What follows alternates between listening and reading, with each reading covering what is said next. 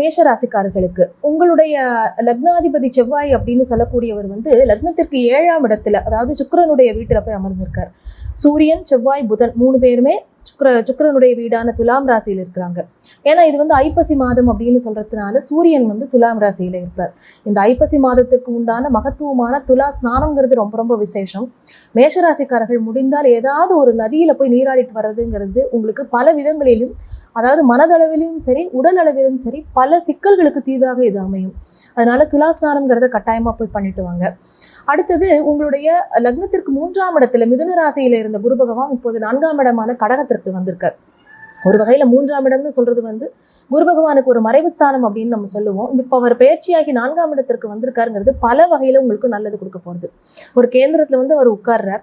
உங்களுக்கு அவர் வந்து 9, 12ஆம் இடங்களுக்கு உரியவராகிறார். அவர் 4ஆம் இடத்திற்கு வரும்போது என்ன நடக்கும்னு கேட்டா, தொலைதூர பயணங்கள் மேற்கொள்ளணும் அப்படின்னு ஒரு பிளான்ல இருக்கிறவங்க, உயர்கல்விக்காகவோ ஒரு வேலைக்காகவோ வெளிநாடு செல்லணும், கடல் கடந்து போகணும், வெளி மாநிலங்கள்ல எனக்கு ஆப்பர்ச்சுனிட்டிஸ் இருக்குமான்னு பார்க்கணும், இம்போர்ட் அண்ட் எக்ஸ்போர்ட் தான் என்னுடைய வேலையாக இருக்கு, அது சம்பந்தமா நான் பிரயாணம் பண்ணணும், இந்த மாதிரி எண்ணங்கள்ல இருக்கிறவங்களுக்கு எல்லாமே இது நாள் வரையிலும் உங்களை அப்படியே ஏதோ ஒரு விஷயம் அடைச்சு லாக் பண்ணி இருந்தது எல்லாமே இப்போ வந்து உங்களுக்கு ரிலீஸ் ஆகி கொடுக்கக்கூடிய காலகட்டம் அப்படின்னே சொல்லலாம்.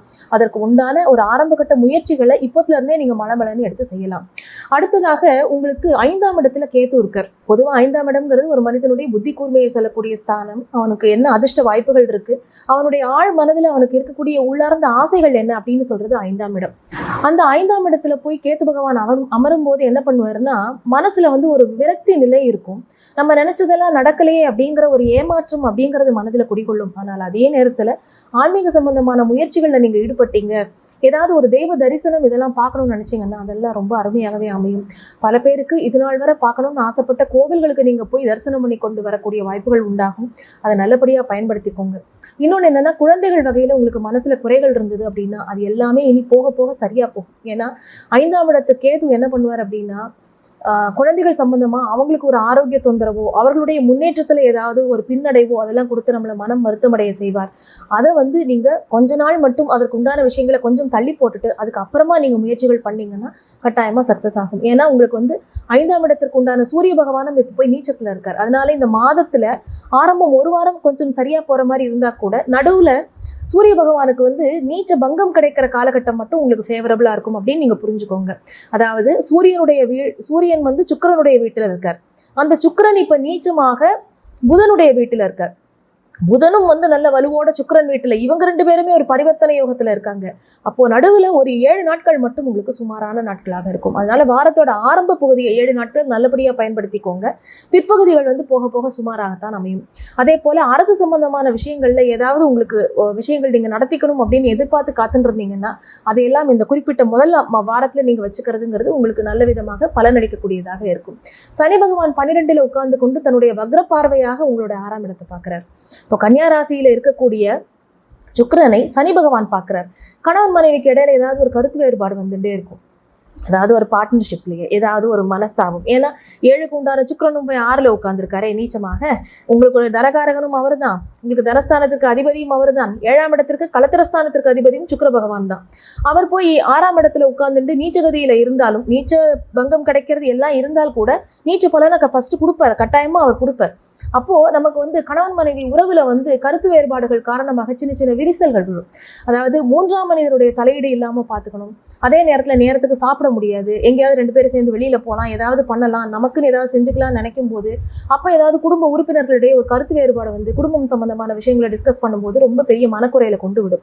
அதனால கூடிய மட்டும் 3ஆம் மனிதருடைய தலையீடு இல்லாமல் உங்களுக்கு உண்டான விஷயங்களை நீங்களே பேசி சரி பண்ணிக்கோங்க. மற்றபடி இந்த வாரத்துல வந்து ராகு 11ல் உட்கார்ந்துருக்காருங்கிறது ஒரு பெரிய நல்ல விஷயம். 11ல் உட்கார்ந்து கொண்டு அபரிமிதமான லாபங்களை அவர் கொடுத்து கொண்டிருக்கிறார். அதுல எந்த விதமான சந்தேகமும் இல்லை. ஆனால் உங்களுடைய பாலகாதிபதின்னு சொல்லக்கூடிய சனி பகவான் அவர் போய் 12ஆம் இடத்துல வக்ரகதியில உட்கார்ந்து இருக்கிறது தான் பல விதத்துல உங்களுக்கு பிரச்சனைகளை கொடுக்கறது. பல பேருக்கு உங்களுக்கு பாதம் சம்பந்தமான விஷயங்கள்ல ஏதாவது மைனரா ஒரு ட்ரீட்மெண்ட் எடுத்துக்கிற மாதிரியோ, அங்க ஏதாவது சில புண்கள் ஏற்பட்டு அதன் மூலமாக தொந்தரவு வரதோ, இந்த மாதிரி விஷயங்கள்லாம் இருந்ததுன்னா உடனுக்குடன் கவனிச்சு அதை நீங்க வந்து சரி பண்ணிக்கிறதுங்கிறது ரொம்ப நல்லது. ஏன்னா குரு பகவான் வந்து இத்தனை நாள் என்ன பண்ணிட்டு இருந்தாருன்னா ராகுவை பார்த்துட்டு இருந்தார். இப்ப சனி பகவானுக்கு அவருடைய பார்வை கிடைச்சிடுறது. ஆனா ராகு அவர் பார்த்துட்டு இருக்கும் போது 11ஆம் இடத்து ராகு வந்து கொடுக்கக்கூடிய சில தொல்லைகளை, ஏன்னா ராகு வந்து உங்களுடைய லக்னத்தை இன்ஃப்ளூயன்ஸ் பண்றார்.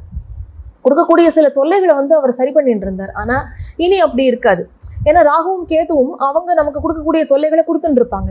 ராகுக்கு வந்து குருவுடைய சம்பந்தம் இல்லாம போயிடுறது இப்போ சில நாட்களுக்கு அவர் அதிசாரத்துல இருக்கும்போது. அதனால இந்த காலகட்டத்தை மட்டும் நீங்க கொஞ்சம் கவனமாக இது பண்ணிக்கிறது நல்லது. கொஞ்சம் லாபங்கள் சுமாராக இருக்கும், முன்ன மாதிரி இல்லையோ அப்படின்னு ஒரு ஃபீலிங் மனசுல வரும் ஒரு 1.5 மாசத்துக்கு. அதை நீங்க ஒன்றும் பெருசு பண்ணிக்க வேண்டாம். அதுக்கப்புறம் எப்பயும் போல உங்களுடைய வேலைகள் நடக்கும். இப்ப கணவன் மனைவி உறவுகளை அந்த இருக்கிற சில விரிசல்கள் இதெல்லாம் மட்டும் அதை சரியா நீங்க பேசி அதோடைய அணுகுமுறை சரியாக இருந்ததுனால், இப்போ புதுசாக கல்யாணம் ஆனவங்களுக்குலாம் உங்களுக்குள்ள நிறைய அபிப்பிராய பேதங்கள்லாம் வரும். அதெல்லாம் நீங்கள் பேசி தீர்த்துக்கிறது அப்படிங்கிறது அதற்கு உண்டான காலகட்டமாகவே இதை நீங்கள் எடுத்துக்கலாம்.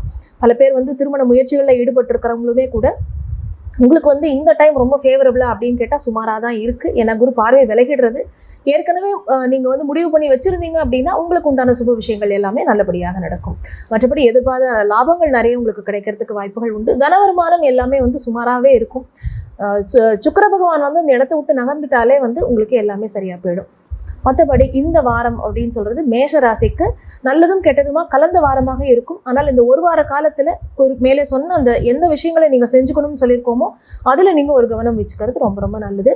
அவசியமாக துலா ஸ்நானம்னு சொல்லக்கூடிய அந்த நீர்நிலைகள்ல போய் ஒரு ஸ்நானம் பண்ணிட்டு வாங்க. அந்த ஐப்பசி மாதத்துல ரொம்ப அமோகமாக இருக்கும்.